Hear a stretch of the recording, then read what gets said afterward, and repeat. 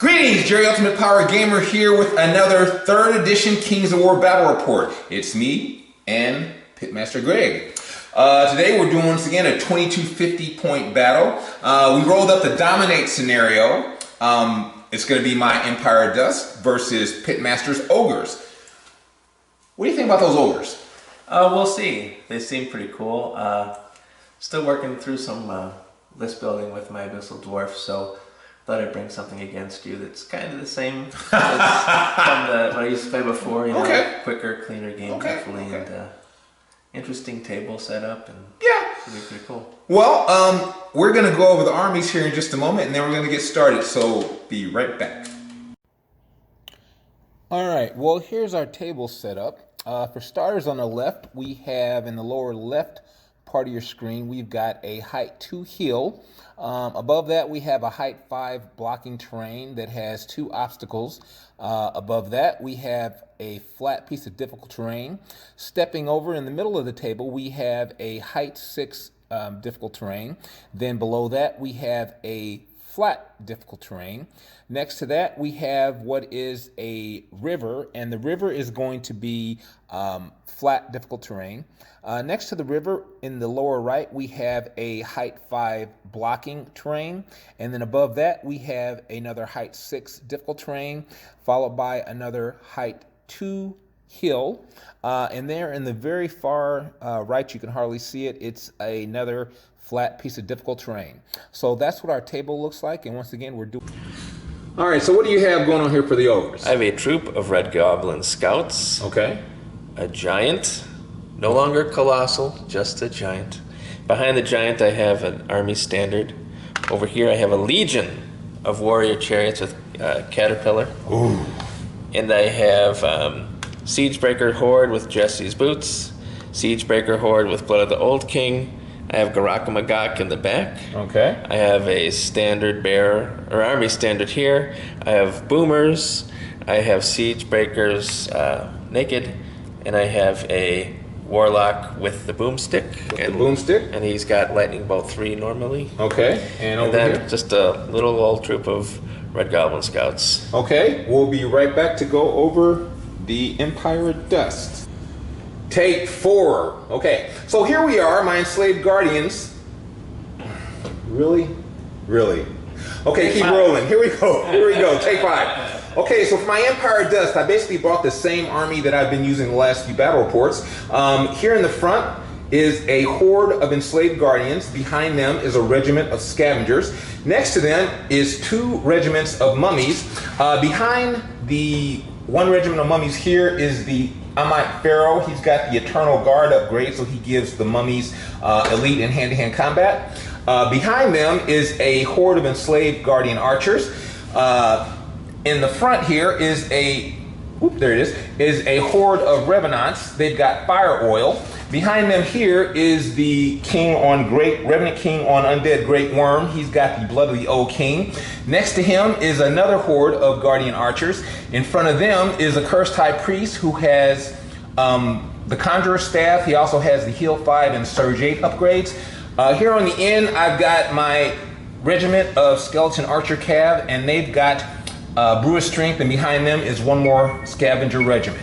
So we roll Dominate. We'll be right back after we see who goes first. Okay, the Empire Dust won the option to go first, and basically my whole front line here just came up to keep a straight battle line. That unit of scavengers just kind of shifted off to the side there.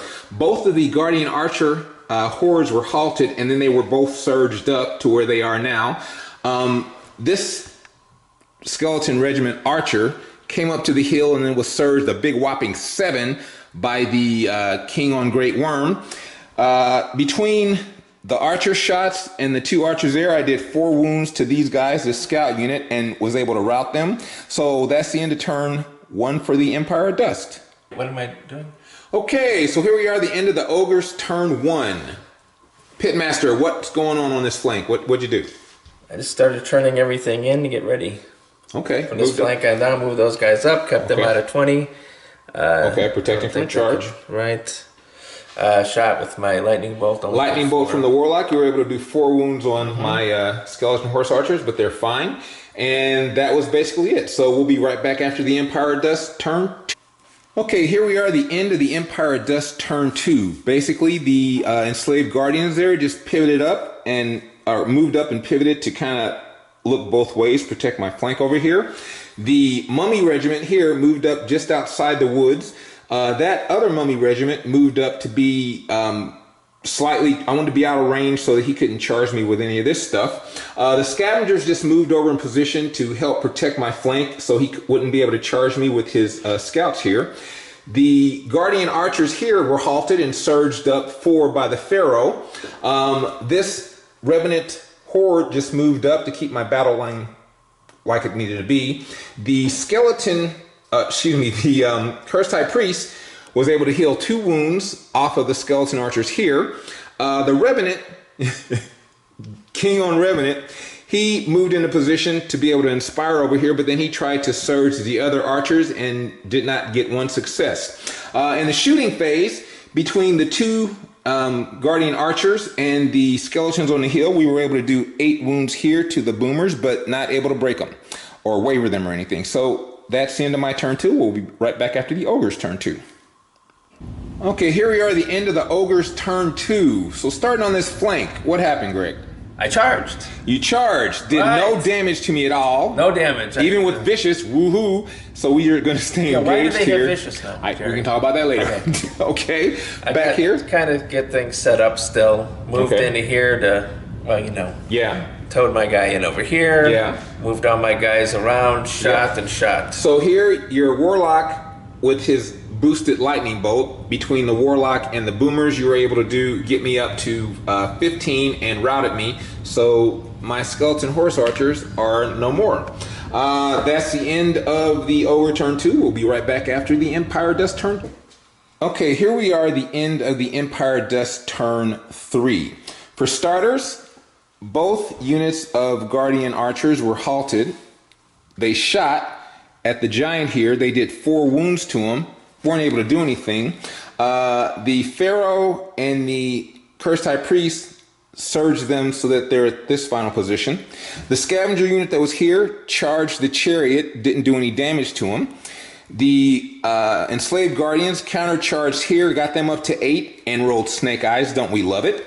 Both unit of mummies here did a double charge on that siege breaker unit, did 5 wounds to them and wavered them.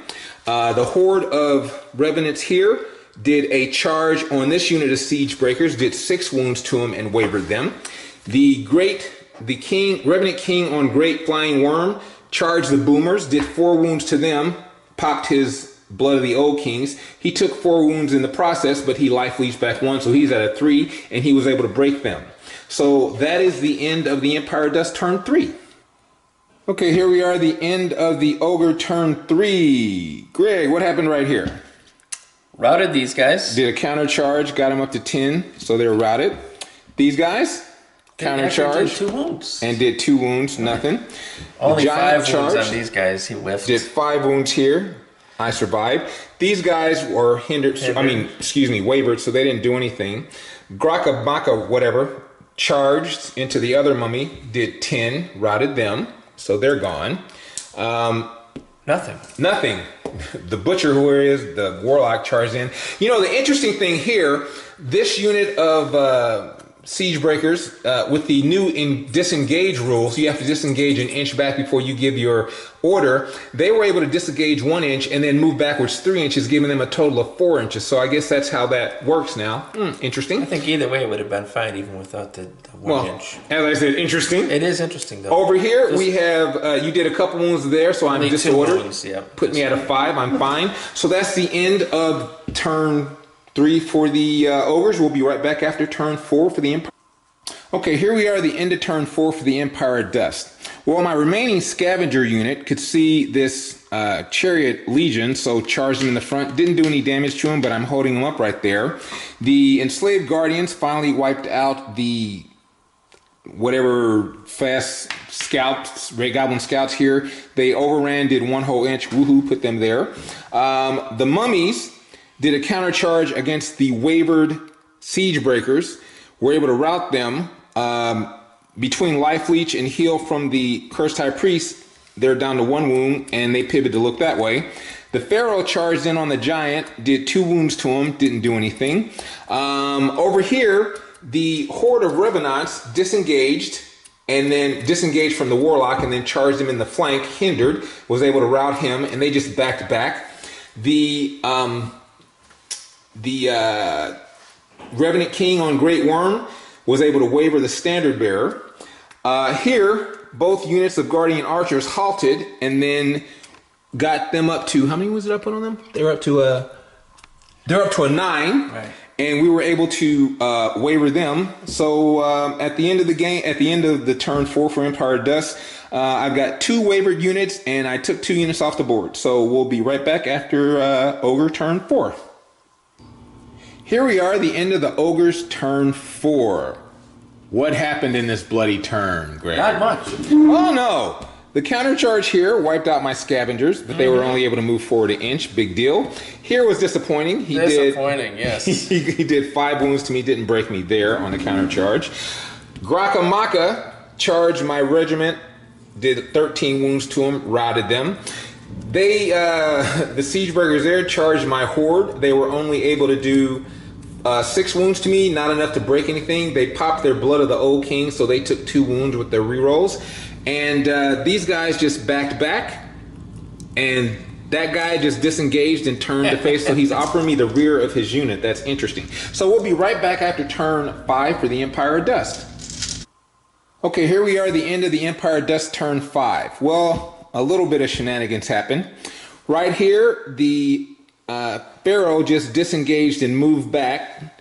These guys charged the giant. They got him up to 12 wounds, but couldn't break him. Here, this unit of enslaved Guardian Archers moved up and pivoted so that they were in Grakamaka's flank. And then they shot him, and these guys shot him. So between all that, and they were surged in here by the Cursed High Priest, I was able to out Grakamaka, so he's gone. Here, the Revenant Horde countercharged and only did 2 wounds, didn't do anything there. Here, the Revenant King charged this unit in the front, got him up to something 15, right. Yeah, whatever, and routed them and turned to face like that after he life leeched. So that's it for my turn 5. We'll be right back after the Ogre turn 5. Okay, into Ogre turn 5. The Legion of Chariots did a hindered charge for crossing over the obstacle into the flank of the enslaved Guardians. Were able to wipe them out, went forward to there. The giant charged into the Guardian Archers, only did 6, so they're still around. The combo charge here between the Siegebreakers in the front and the Standard Bearer in the back, where they were able to knock out the horde of Revenants. These guys are actually looking that way. So we'll be right back after turn 6 for the Empire of Dust.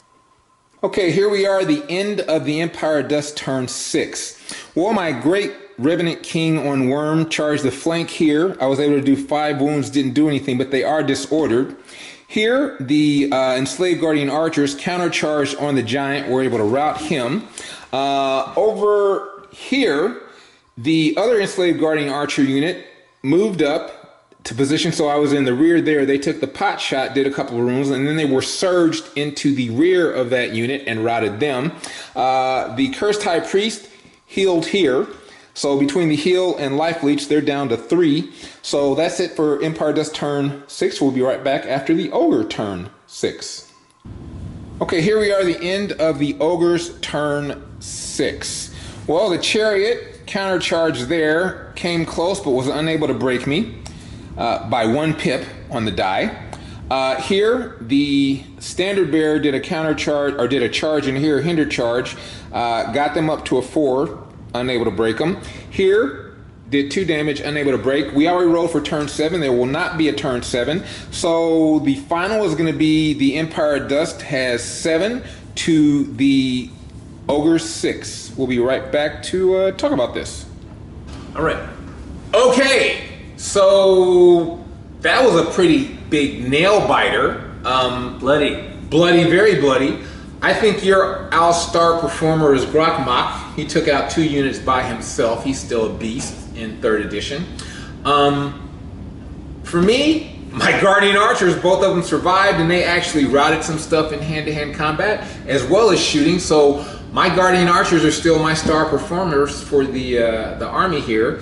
What did you think? What were you going for with your setup? The way you kind of... Well, the way I set up at first, I wanted to have like, you know, a front and then two battle lines going up line behind, and then kind of fan out, which I did. Okay. Now we were talking. I won the roll to go first, but you said if you would have won the roll, you would have let me go first. Why would you have done that? I like going last, so just in case there is a chance I can get in. Okay. Like especially with scenario, unless it's kill. Sometimes going second is to be able to get an objective. Get an objective at the end of the game, and okay. I really had no flyers, so yeah. I mean, I still think I was positioned okay. Well, you know, I prefer to go first generally, depending on who I'm facing. Like he had two fast flanking units on his side, and I wanted to shut the one down so that I could control this flank. Now, I did a good job doing that on first turn, and I would have felt better if my skeleton archer cav would have survived one more turn. But yeah, he unloaded with the lightning bolt and the boomer thing. Yeah, they had no chance. I put my scouts way out on the side to hopefully draw your fire and gain a turn there, so I could come up with my guys and kind of fan out to not let you sweep around. Yeah, I got you. Well, you know, it worked good in the. What do you think of 3rd edition so far? Don't give it away because we do have a podcast coming. We're going to talk about this. So go ahead. So wait, don't give away what don't give away. No, just your general. I like 3rd edition so far. Yeah, it's pretty cool. Some things, you know, I still have questions about. There's something. One thing that we did, which kind of makes sense because as it's written, you were able to countercharge me because we were still engaged. Engaged. Even though I didn't charge you. You were wavered. Yeah, right. So that and you didn't disengage from me. And that whole thing that allows you to, if a unit's wavered. It based off of how it's written, you can disengage before the movement, before you give your order, and then give your order. So in that case, he was able to move 4 inches backwards total. I don't think it would have mattered 3 or 4 would have mattered either way.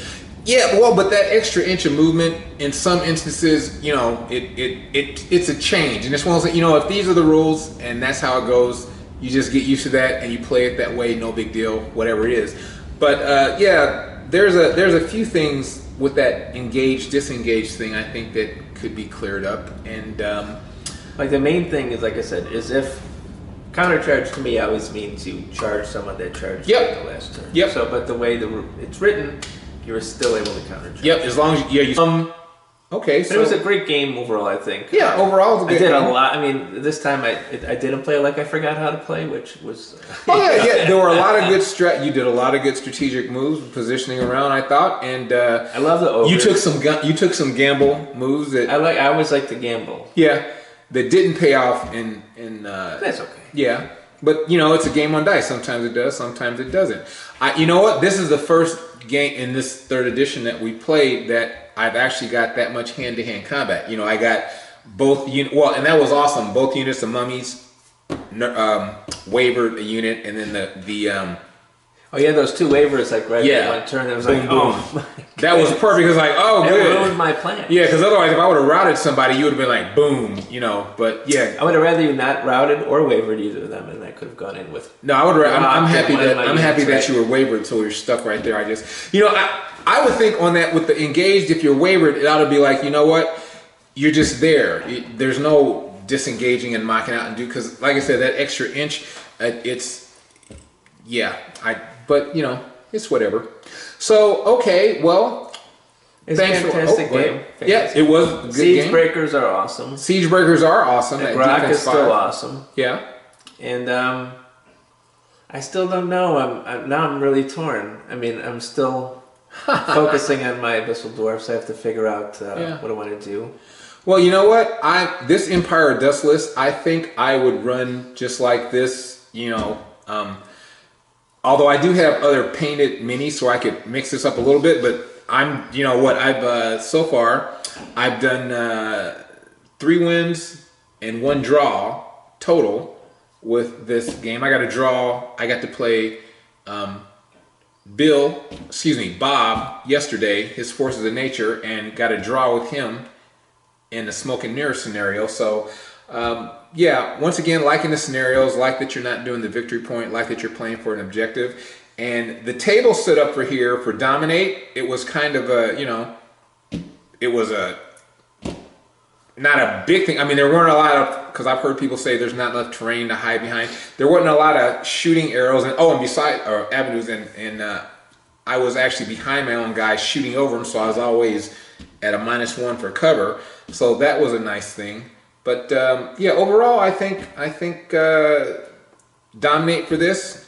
I mean, some scenarios, if we would have did another scenario with the like loot or something, that would have been a whole different thing. But dominate, hey, we're both just going towards the center of the table. So it had to be bloody. Yeah, it had to be. Yeah, it had to be bloody. It had to be bloody.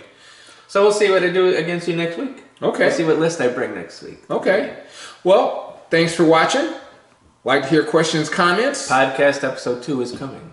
Coming soon. And 3. Episode 3. Yeah, soon. All right. Later. Okay.